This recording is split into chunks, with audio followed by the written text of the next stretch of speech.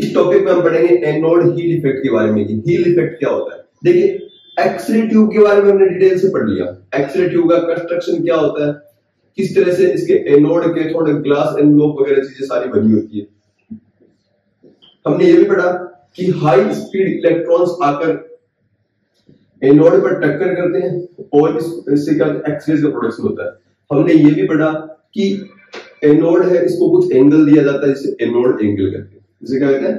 Anode angle कहते हैं। तो देखिए मैं इस डायग्राम को एक मैग्नीफाई व्यू बनाता हूं इसका।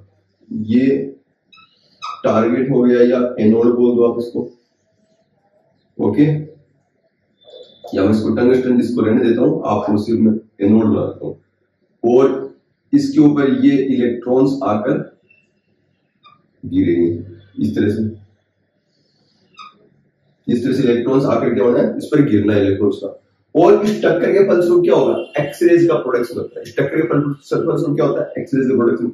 एनोड हील इफेक्ट क्या कहता है? एनोड हील इफेक्ट कहता है कि जो ये एक्सरे बीम जो आपको मिली है, इस बीम के अंदर जो एक्सरेज की इंटेंसिटी है वो इसके पूरे पोर्शन पर एक समान नहीं होती।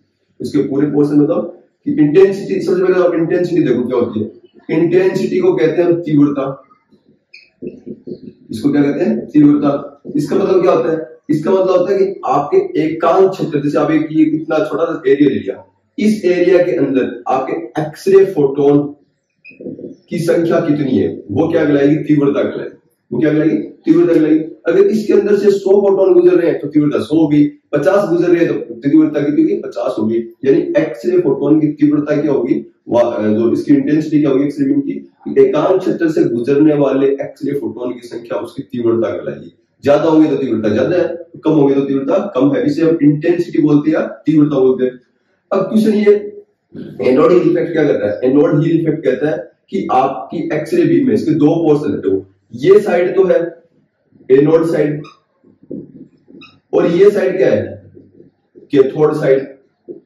कैसे? ये वाले एक्सरे बीम है, ये जो एक्सरे फोटोन है ये एनोड की तरफ आपके, और ये वाले ये कैथोड की तरफ है। तो हील इफेक्ट कहता है कि जो एक्सरे बीम की इंटेंसिटी इसके पूरे पोर्शन में एक समान नहीं होती। ये एनोड साइड के अंदर इंटेंसिटी क्या होती है? कम होती है, और कैथोड साइड के अंदर इंटेंसिटी क्या होती है?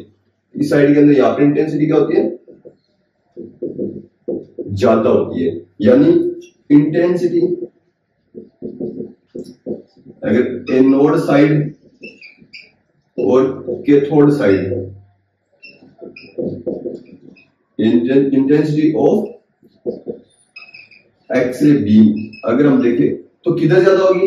कैथोड साइड के अंदर ज्यादा होगी। ये एनोड हील इफेक्ट कहलाता है। ये क्या कहता है? Anode heel effect. अब ये होता क्या, ये भी हम देख लेते हैं।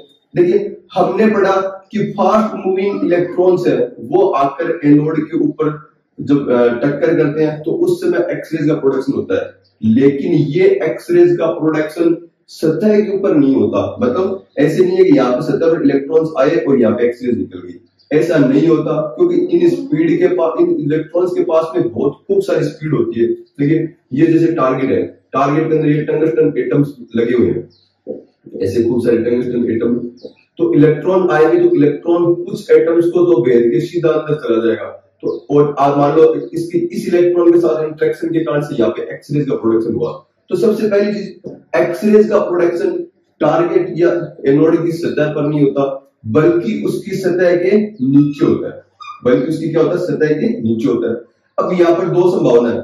ये एक्सरे फोटोन बना, ये किधर भी जा सकता है, इधर भी जा सकता है, इधर भी जा सकता है, इधर भी जा सकता है, इधर भी जा सकता है।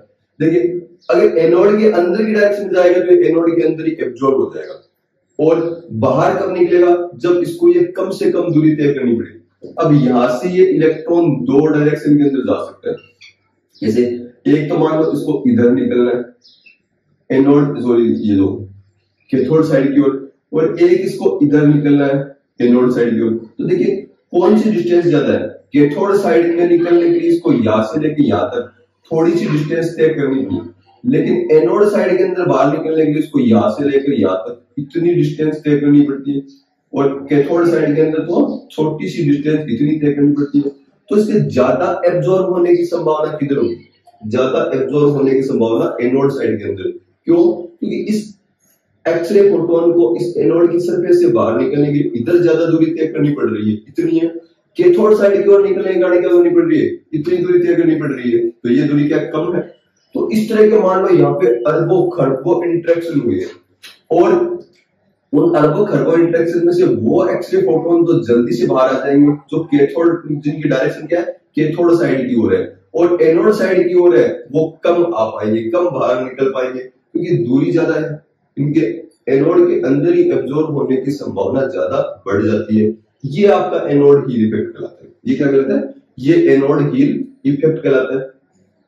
अब है एंगल पर क्या डिपेंड करेगा एनोड हील इफेक्ट, एंगल कैसे, देखिए एक तो आप टारगेट की सरफेस ये लो, और एक टारगेट की सरफेस आप ये स्टीप एंगल, मतलब इसका जैसे एनोड एंगल मान लो इसका 6 डिग्री है, और ये एनोड एंगल 17 डिग्री है, और ये एक एक्सरे फोटोन आ रहा है, इसने यहां पे बनाया, यहां पे एक एक्सरे इधर निकलेगा, और इसकी ये इधर निकलेगा।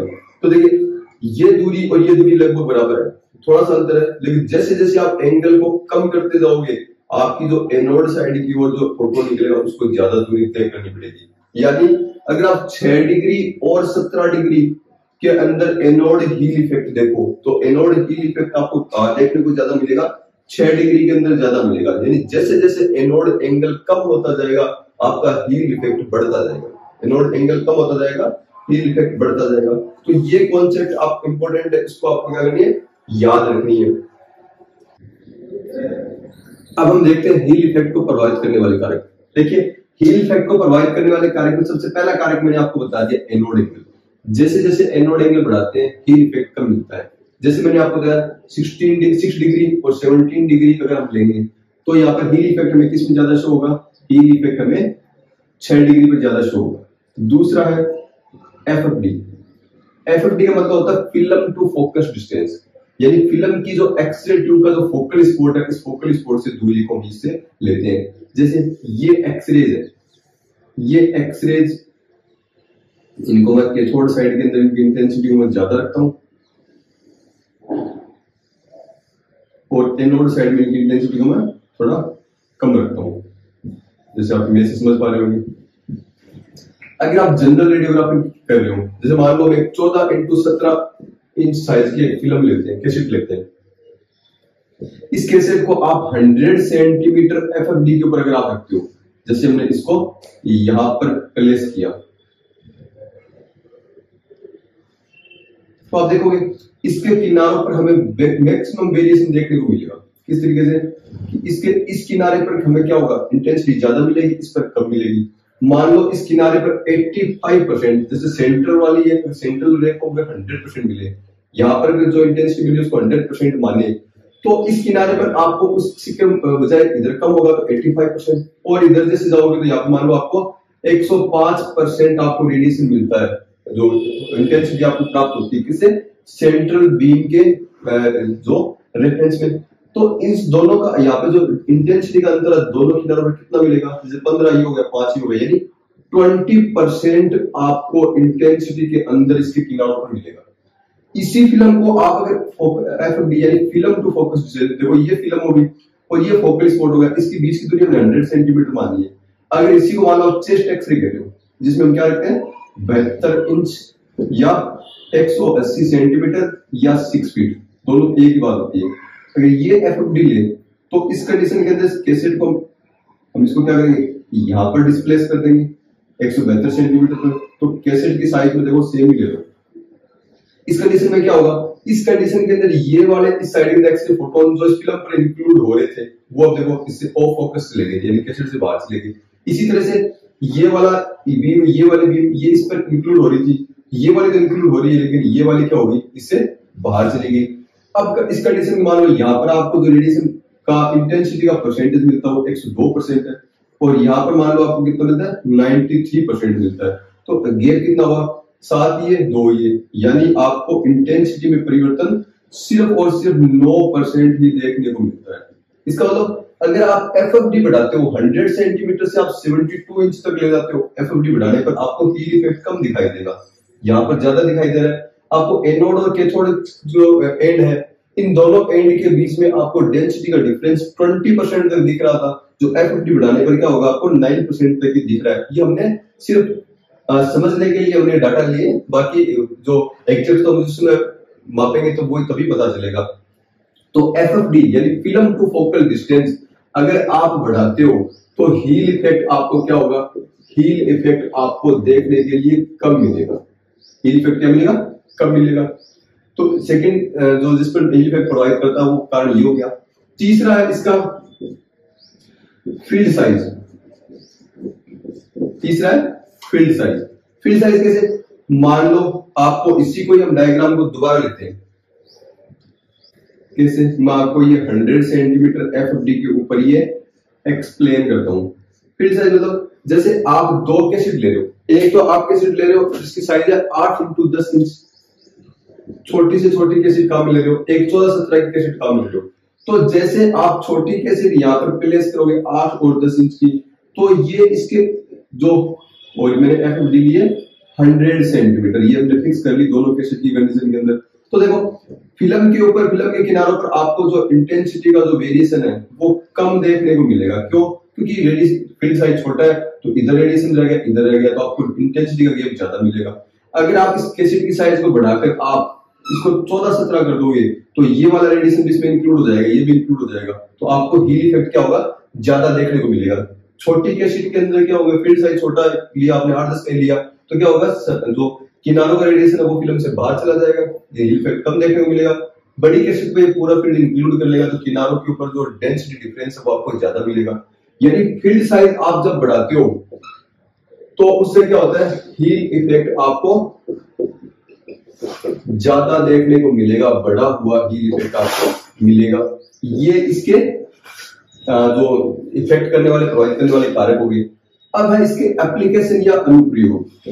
इसके एप्लीकेशन या अनुप्रयोग कहाँ काम आता है, तो देखिए हील इफेक्ट का मेन उपयोग क्या होता है कि बॉडी के अंदर जो डेंसिटी डिफरेंस होता है उस डेंसिटी डिफरेंस को कंपेंसेट करने के लिए काम आता है। कैसे, मान लो आप जैसे थोरेसिक स्पाइन की रेडियोग्राफी कर रहे हो, ये कोई पेशेंट हो गया, थोरेसिक स्पाइन है, इसकी आप रेडियोग्राफी कर रहे हो, तो थोरेसिक स्पाइन देखिए यहाँ पर पेशेंट के जो नेक वाला एरिया है, इस नेक वाले एरिया के अंदर पेशेंट की थिकनेस तो क्या है, कम, और ट्रंक वाला जो एरिया है जो आपकी लंबर स्पाइन के पास वाला होगा इसकी थिकनेस होगी ज्यादा।